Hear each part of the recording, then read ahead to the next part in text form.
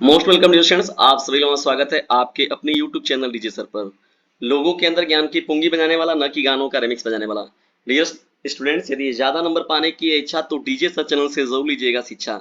चलिए स्टार्ट करते हैं आज के इस मोस्ट इंपॉर्टेंट सेशन को, जो कि आपके हाफ ईयरली एग्जामिनेशन के लिए बहुत ही मोस्ट इंपॉर्टेंट होने वाला है आज का ये सेशन।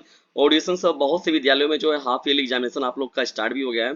तो वीडियो को बिना स्किप किए आप लोग को पूरा देखना है, और जितने भी प्रश्नों को शामिल किया गया डिस्कस वो सभी के सभी जो है मोस्ट इंपॉर्टेंट प्रश्न है और आपके एग्जाम के दृष्टिकोण से बहुत ही महत्वपूर्ण है। तो ये हाफ ईयरली जो आपका एग्जामिनेशन एडिशन 2022-23 के लिए जो मोस्ट इंपॉर्टेंट पेपर है उन पर हम लोग पूरा का पूरा डिस्कशन करने वाले हैं। तो चलिए करते हैं स्टार्ट और इस सेशन को बनाते हैं खास। तो यहाँ पर देखिए डिस्कशन क्लास 10 के जो बच्चे हैं, क्लास 10 के बच्चे, तो क्लास 10 के बच्चों के लिए देखिए जो हाफ ईयरली एग्जामिनेशन है आप सभी लोगों का होने वाला, तो उसमें आप सभी लोगों का जो पेपर होगा वो किस तरीके से पूछा जा रहा है, पेपर में क्या पूछा जाएगा, किस तरीके से पूछा जाएगा। देखिए समय जो होता है वो 3 घंटे का होता है, ये तो आप जान ही रहे हैं। पूर्णांक भी आप लोग जान ही रहे हैं कि पूर्णांक कितने नंबर का होता है आप लोगों का। चलिए स्टार्ट करते हैं बहुविकल्पी प्रश्नों की सीरीज से। देखिए दोस्तों, हम लोग का जो पहला प्रश्न है वो भी वही तो बहुत मोस्ट इंपॉर्टेंट है। यहाँ पर देखिए, सरस्वती पत्रिका का प्रकाशन काल क्या है। सरस्वती पत्रिका का प्रकाशन काल जो था वो था सन 1900, यानी सन 1900 ईस्वी में सरस्वती पत्रिका का प्रकाशन किया गया था। ठीक है, चलिए आपसे एक छोटा सा प्रश्न पूछा जा रहा है, सरस्वती पत्रिका के संपादक कौन थे। कमेंट बॉक्स में जाइए, तुरंत उत्तर दीजिए। चलिए दूसरे मोस्ट इंपॉर्टेंट प्रश्न की ओर बढ़ते हैं। आधुनिक साहित्य की सबसे लोकप्रिय विधा क्या है। नाटक है, कहानी है, उपन्यास है, एकांकी है। तो आधुनिक साहित्य की सबसे लोकप्रिय विधा जो एडिशन उसे हम लोग कहानी कहते हैं। ठीक है, कहानी बहुत से लोगों को, मैक्सिमम लोगों को पसंद है। ठीक है, गोदान की विधा है। देखिए गोदान जो होता है एडिशन वो है उपन्यास, और जानते हैं उपन्यास के सम्राट जो थे मुख्य रूप से कौन थे, मुंशी प्रेमचंद्र जी थे। ठीक है ना, तो गोदान किस विधा की रचना है, तो उपन्यास है। ठीक है, और ये किसके द्वारा रचित है, मुंशी प्रेमचंद जी के द्वारा। बहुत ही मोस्ट इंपॉर्टेंट प्रश्न है एडिशन ये प्रश्न। जानते हैं आप लोग का जो 20 प्रश्न पूछा जाता है वो बहुविकल्पी होता है, और उसको ओएमआर शीट पर आप लोग को देना होता है। तो ओएमआर शीट पर एडिशन सावधानी पूर्वक आप लोग भरिएगा और पूरा सही करिएगा, क्योंकि ये सॉलिड नंबर होता है। द्विवेदी युग की कालावधि क्या है, तो देखिए दोस्तों द्विवेदी युग का जो कालावधि हो जाएगा, आ जाइए कमेंट बॉक्स में उत्तर दीजिए, सन 1900 से 1922 तक। ठीक है, तो ये हो जाएगा द्विवेदी युग की कालावधि। वीरगाथा काल में की रचनाएं कितने भागों में विभक्त थी, तो देखिए वीरगाथा काल में रचनाएं जो थी वो 4 भागों में। आधुनिक काल की देखिए यहाँ प्रश्न पूछा गया एडिशन, आधुनिक काल में जो बांटा गया वो किस तरीके से, प्रश्न थोड़ा सा प्री प्रवास की कथा पर आधारित है। देखिए प्री प्रवास जो मुख्य रूप से वो श्री कृष्ण जी की लीलाओं का, यानी जन्म की अवस्था, उनके यौवन की अवस्था, फिर उनके बाद उनका जो क्रियाकलाप था उन पर ये पूरा का पूरा आधारित है ये प्री प्रवास। तो उन्हीं पर आधारित ये रचना है और ये श्री कृष्ण जी को समर्पित है। तो प्री प्रवास की कथा पर आधारित है, किसकी कथा पर, कृष्ण जी की। रीतिमुक्त कवि कौन है। देखिए डिस्टेंस रीतिमुक्त जो कवि है वो है आलम जी। कौन है, आलम। ठीक है ना, रीतिमुक्त कवि कौन हो जाएंगे यहाँ पर आपके, आलम जो होगा वो करेक्ट हो जाएगा। किस रस को रसराज कहा जाता है, बहुत ही पॉपुलर क्वेश्चन है। देखिए श्रृंगार रस जो एडिशन उसे ही रसराज कहते हैं हम लोग। ठीक है, और क्योंकि ये जो रस है इसका प्रयोग बहुत ज्यादा बार होता है, इसलिए देखिए इसे रसराज कहा जाता है। ज्यादा मात्रा में देखने को मिलता है, ज्यादा बड़े पैमाने पर। तो श्रृंगार रस हो जाए जो कहा जाता है उसे रसों का राजा कहा जाता है। अलंकार के कितने प्रकार होते हैं, देखिए दिस बहुत ही मोस्ट इंपॉर्टेंट। देखिए अलंकार के तो 6-7 प्रकार के रूप में हम लोग ऐसे डिवाइड करें पार्टिसिपेट, लेकिन ऐसे आप लोग को जानना रहेगा तो याद रखिएगा, शब्दालंकार और अर्थालंकार। गणों की सही संख्या क्या है, गणों की सही संख्या क्या है। डिवीजन देखिए 6 है, 8 है, 10 है, 12 है। तो इसका राइट आंसर जो हो जाएगा 8 जो होगा वो करेक्ट हो जाएगा। यानी यहाँ पर जो गणों की संख्या तो टोटल होता है वो क्या होता है, 8 होता है। जिसमें देखिए मगड़ शामिल किया गया है, तगड़ को शामिल किया गया है, रगड़ शामिल किया गया है, जगड़ किया गया है, भगड़ किया गया है, नगड़ किया गया है। इसमें लघु स्वर और दीर्घ स्वर के आधार पर जो हम लोग काउंटिंग करते हैं ना, उसी के बेस पर लेके बातें होती हैं इसमें। दासत्व में कौन सा प्रत्यय है, तो देखिए सीधा सीधा ये प्रश्न है, तो प्रत्यय होगा इसमें ना। ठीक है ना, देखिए ये सभी सॉलिड प्रश्न है, बस खाली नाम बदलेगा, प्रश्न ऐसे ही पूछा जाएगा आप लोग का। देखिए एग्जाम में भी आपके हल्दी शब्द का तत्सम रूप क्या है, देखिए हरिद्रा।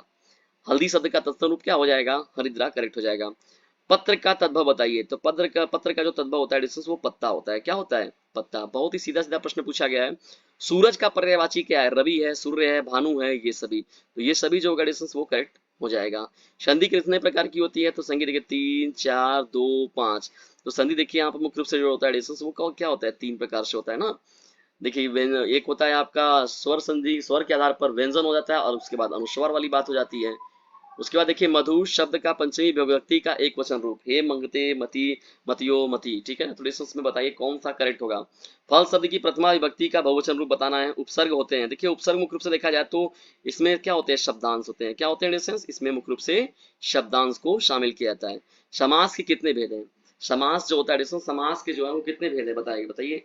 समास जो होता है बहुत ही पॉपुलर क्वेश्चन है, ये आप लोगों से पूछा जाता है कि समास के कितने भेद हैं, 5 है, 3 है, 6 है, 4 है। तो यहाँ पर डिस्कस कमेंट बॉक्स में जाइए, उत्तर दीजिए कितने हैं। समास जो कहा गया बहुब्रीहि समास, ये सब पूरा काउंटिंग करेंगे आप तो टोटल आप लोग को 6 लोग मिलेंगे, ठीक है। खंडवा में जब आप पहुंचते हैं देखिए तो गद्यांशों पर आधारित प्रश्न है यहाँ पर, उसके बाद देखिए रेखांकित जो प्रश्न दिया जाता है उस पर आधारित उत्तर देना होता है। कुशन का जो सबसे भयानक होता है, बहुत ही पॉपुलर ये टॉपिक है, इससे पूछता है बार बार प्रश्न है।